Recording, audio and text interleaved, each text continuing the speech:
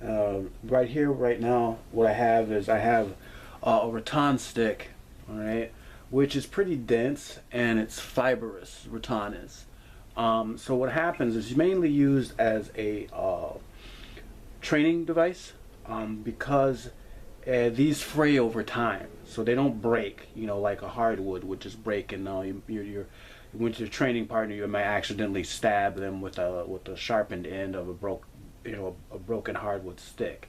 So rattan is a good training tool because excuse me, because it frays before it breaks. All right, and it's pretty lightweight. It's very dense. It's tough. You can shape it. I've got videos on how to burn these so that they're decorative, and it helps protect them as well, make them a little harder. But in the Filipino martial arts, there's a lot of sayings, and one of the sayings is that the weapon teaches the hand. So in Filipino martial arts, you learn FMA, you learn to use and swing a weapon first. It builds timing, it builds coordination, because in Filipino martial arts it incorporates you to be ambidextrous. So you're going to use your left and right hand, because another saying in Filipino martial arts is to defang the snake. That means I'm not necessarily, my primary target is not necessarily my opponent's body per se. It will probably be their weapon hand. So once I've disarmed them, their weapon hand, then the rest is easy. So therefore, if you get your main hand slashed off or smacked, damaged, then you can continue fighting with your opposite hand. All right. So this is a training tool that is more of a hardwood stick. I believe this is ironwood, and yeah, it was. I had to try to, in order to attach my lanyard here, I had to try to carve away a notch, as you can see. That was a bit difficult. So this is a combat weapon, right? This is the weapon that you take, when you're hearing the bumps in the night, right? Rattan will work in a pinch, but this is designed to shatter bone. All right, this is designed to shatter bone. All right, and we're going to move on to the bladed weapons as well. And again, we trained with the rattan and the sticks, which are really getting you prepped to handle the bladed weapons. Okay, and there's target areas. So when you got a blunt object like an axe handle per se, a rattan stick, an ironwood stick, an oak stick, hickory stick, whatever, you're going for the more bony spots of the body, like the hand, the wrist, the elbows, the collarbone, the head, and the way the head is shaped. You're really aiming straight for the side, not down, because what happens is the shape of our skulls helps protect the blade so that the stick will glance off, right? The blade is a different thing, right? We'll talk about that in a minute. But your target, the shins, the knees, all right, the scapula, your shoulder blades, those are the areas that you're trying to strike, what you're trying to hit to incapacitate your opponent with a blunt object, like a mace, a club, billy club, a baton, an expandable baton, so on and so forth. So now we're moving down the line here, and this is Espada y Daga. I did a review. I got this from Traditional Filipino Weapons. I'll put a link below. They've got really good quality weapons that are battle ready. All right, so these are not toys. This is not a toy, right? So the Espada is a sword, and the Spanish, the Filipinos are, when the conquistadors invaded the Philippines, they brought their own martial arts, but the Filipinos already had their own, right? And what the Filipinos did was they adopted rather the long and the short, or the espada y daga, or the sword and dagger, all right? And then the other one I have here is the shorter one, and this is the daga, okay? And yeah, I'm going somewhere with this, but again, with a slashing weapon, all right, and a poking weapon, it's a sticking weapon as well. Metal against flesh. Flesh is no contest. Okay, so I'm going to use the sharp end, which this is a real blade. It's sharp. I don't play with it. You know what I'm saying? And some of my weapons, I have another Filipino weapon that's I'm not displaying here, but I did a review on it, called a ganunting. And the first, I'd say, quarter of it, eighth of it on the back, on the spine of the blade is sharpened, right? So you can cut on the backstroke. However, you touch human flesh with this, it's gonna rip and tear. All right.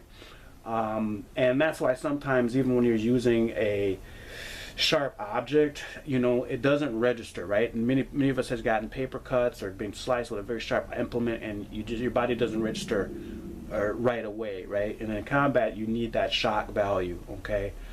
Because the other person, the opponent's got adrenaline going, or they're probably on something like PCP or a pain inhibitor. That you really, that's why some of the Viking swords, the medieval swords, were really more built for smashing, again similar to a blunt object, right? Because you needed to knock your opponent down. If you slice them too quickly, they still have an opportunity to use their weapon against you before they die, run away, or pass out, or maybe continue fighting, right? Anyhow, the Spaniards developed their style here, right? And I'm going to explain it a little bit more in depth with the long and the short in a little bit. This is a nice wooden sheath that it comes with, and the way that these are made is that these are made to where if you don't have time to draw your weapon, it would break on impact. All right, so not only is this a blunt object, but it'll shatter. And then your blade is still in there and it'll shatter. So oftentimes the Filipinos, in the countryside, in the villages and stuff like that, they're still very much a bladed society. I've never been to the Philippines myself. I'd like to go there, but my guru, Dan Inasano, he's Filipino, but he's Filipino American. But I've learned a lot through my own studies and documentaries and videos and talking to other Filipinos. I have had a lot of Filipino friends growing up, as a matter of fact. Very fierce people. You can very intense, I should say, type of people in general. But anyways, so yeah, these sheaths, these scabbards are designed to break on impact, right? That's why they're made of wood. They're kind of lightweight. It's not very heavy. I have a pipe that I like to train with, and I like to train with the pipe to build up the muscles in my grip strength. And by the time I touch these blades, they're just light as a feather. And I would implore you, if you're into Filipino martial arts, if you're into weaponry, I would get you a nice lead pipe, and practice your forms with it, practice your carenza with it, do your exercises with it. More on that later. All right. So now we're going to go over to the axe here. Now this is from SOG. This was a gift from Christmas, I believe, from my girlfriend one year. It's formidable. This is not a toy. All right, and it's a tomahawk kind of design, right? It's got a reinforced neck here. The blade is sharp. To put the holes in there to lighten it up, because otherwise it'd be really heavy. This back part can be used as a spike, as a weapon. All right, it's got a nice grippy handle. All right, and it's kind of designed off of Native American style tomahawk. Kind of used around camp, but the thing is, a true good camp implement with this end would be blunted. So if I had the machine tools, I'd cut this off and make it more of like a hammer side, so I could hammer things with it around the camp, right? Right now this spike would just stick into most anything. All right, this would probably be a good throwing weapon as well, good projectile weapon. But if you're going to start throwing your weapons, you might as well have 3, okay? Because you're going to miss, or you might just lump or injure your opponent, and then once you close in, you have to probably use your other weapons to neutralize your opponent. So anyhow, there is there is an axe form or tomahawk form are set in Sayak Kali and in the Filipino martial arts itself, right? And before I get to the other tomahawk here, and when you first learn Filipino martial arts, they put a stick in your hand, right? So you generally, at least the way I was taught, but there's a whole list. I need to find that list, and I'll make another video about it. But anyways, you learn double Stick for coordination. There's a thing called weaving or sinawali. You might not necessarily fight like that, but it's more of an exercise, you know, coordination. So you're not striking yourself when you go to a real live weapon, right? Then there is long and short, you know, stick and dagger, stick and daga, and single daga. Then there's double daggers, okay, double knife, single blade, all right. And then there's what's called a palm stick. All right, and the palm stick, did a video on that. That's like a hand weapon that it can be spiked or it can be blunt. It's a good self-defense weapon, but you do have to train with it, so you know how to strike with it properly. And then you may study flexible weapons, but by that time you've trained yourself. Starting off with the baton, double stick, single stick, stick and dagger, double dagger, single dagger. And then you get into panantukan, which is the Filipino boxing. In the 20s, the Filipinos, the Pinoy boxers were very, very popular because the weapon teaches the hand. So a lot of the boxing movements were the same, whether you had a palm stick, whether you had a dagger. So oftentimes here, I pull out my blade here. So oftentimes, right, and when you have a knife, right, you got what's called a hammer grip, right, and then you have what's called a ice pick grip, all right, and this can represent, a backhand or palm strike like that, right, you can punch and then rip with it like that, and so they would you have matches like this, all right, in the reverse grip, okay, and a lot of the panantukan comes from blade play, right? And then in Thailand they would wrap their hands with hemp, rope or whatever, put some resin on it and dip in seashells or glass, and then now you have a scraping mechanism, as well as a blunt object, and that hemp, that rope gets tough, gets hard, right? So that's Panantukan, Pananjakman, which is their kicking art. Kino Muay Thai is their biting and pinching art, and then so you go from weapon to empty hand, but they also have a flexible weapon category.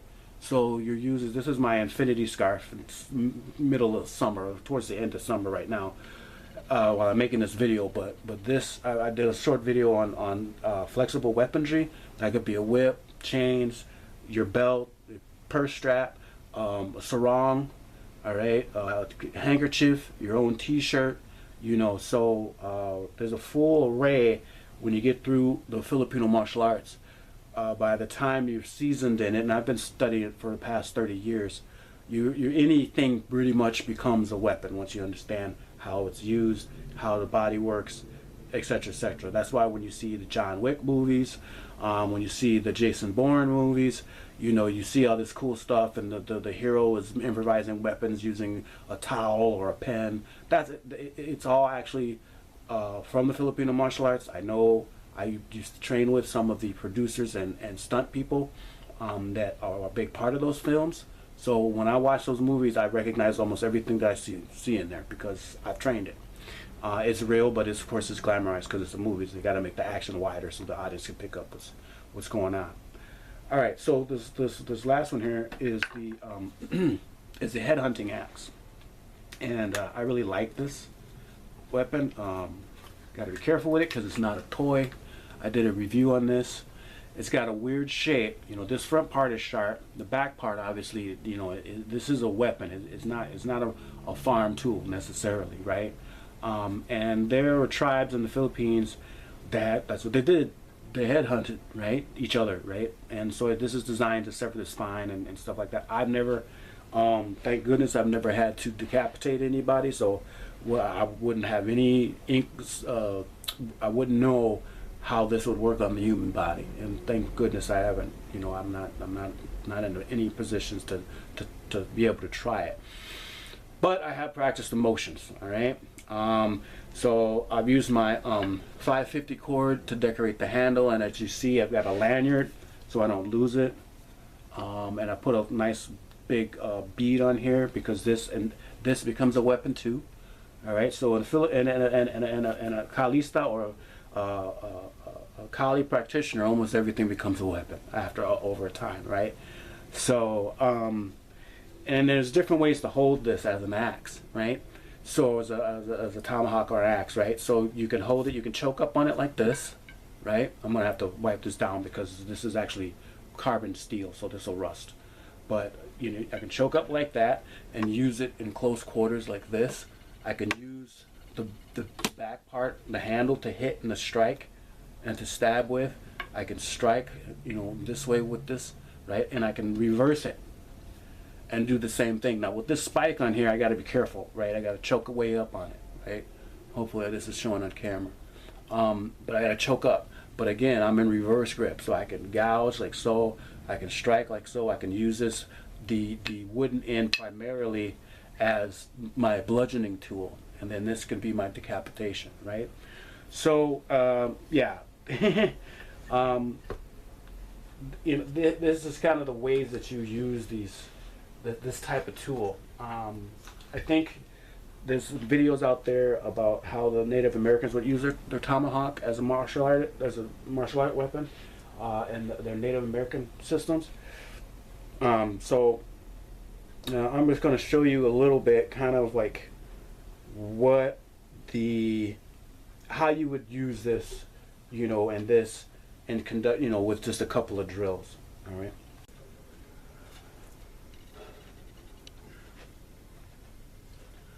Okay. Sorry, it's kind of cluttered background, not the best. Not able really to film in the apartment complex's gym anymore, but I digress.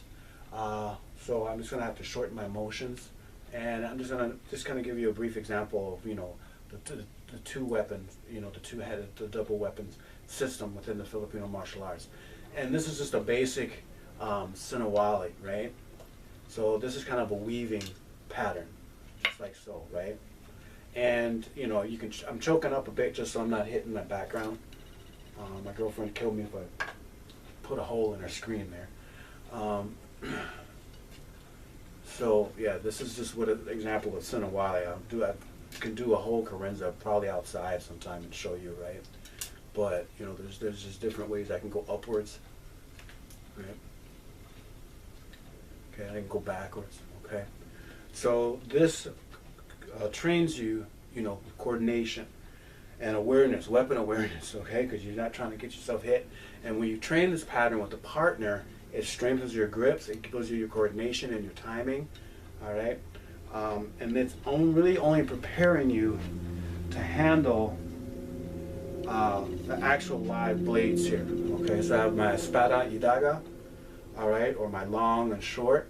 Okay, this is about 18 inches. This is about 26 or so, right? So again, there can be, the sinawali can be the same, but it's a little different because these have pointy ends now. All right, so now I can weave in or inward backhand thrust like that. And so I'm not going to make this a whole sinawali video because that's out of the scope of where I'm going with this. But I'll give you a couple of movements that will can be emulated using the other weapons, right? So here, like I just said, that we have what's called a downward figure eight, right? And as I discussed before, this is aimed primarily at the neck, because or the connective areas and the areas where the arteries are closer to the skin, right? The femoral artery, the brachial artery, the carotid and jugular, you know, the neck. Now the problem with that, trying to hit the bony surface, is that, like a skull, right, is that especially if this is really sharp, it's going to get stuck, right? And so there, you know, when you're doing your carenza or kata, I mean, you may, you know, do this and then practice kicking the body off, right, to emulate that. But so therefore you're not primarily trying to aim for the bony area like the femur, because what's going to happen that the bone is pretty dense and thick because it supports your whole weight in your body. So in an opponent, this will get lodged in, and because of the chaos of the battle and adrenaline or whatever, you know, they still have time to do stabby on you while your weapon is stuck. So you have to aim for the the circulatory areas and the connective areas of your body. All right. So, anyways, this is a downward figure 8, right? So I'm just doing it like that, right? Inward backhand, inward backhand, inward backhand, right? That inward backhand, inward backhand. There's an upward figure 8, right? This is going more for the femoral arteries, right, or the groin, right? It's an upward figure 8, okay? And a downward figure 8, okay? So 1, 2, 1, 2, right? So normally what we would do is we have a drill where we, I'll do 3, right? And they go up to 8, but I'll do 3. So what would be in my daga's here, close to my heart, right? But more or less out of the way, right? So I would be like 1, 2, step, and thrust, right? 1 upward, 2 upward, and thrust low, okay? And then come back, right? And we could train this, you know, with obviously not a live blade, you know, more blunted aluminum blades that we have, or a shortened rattan stick. And we would hit sticks, 1, 2, thrust, all right? And we're going for the throat, right? Not the sternum, because it'll get stuck, all right? 1, because this is why our heart and our organs are around this rib cage, right? So we have to get up into it or down into it, right? By the trapezius and your collarbone, right? So 1, 2, thrust up, 1, 2 upwards, thrust low, all right? And then there's 1, 2 downward thrust, backhand, 3, and then 4, all right? Do that again, and this time I'll do it with the espada. So I'm going 1 downward, and this is coming downward. 1, my daga is coming downward. 2, I'm chambering with my right hand, my espada, for a backhand. 3, okay, and then stepping forward with an upward thrust. 4, okay. So that's kind of how that works out. So you just kind of go 1, 2, 3, 1, 2, 3, 1, 2, 3, 4. All right.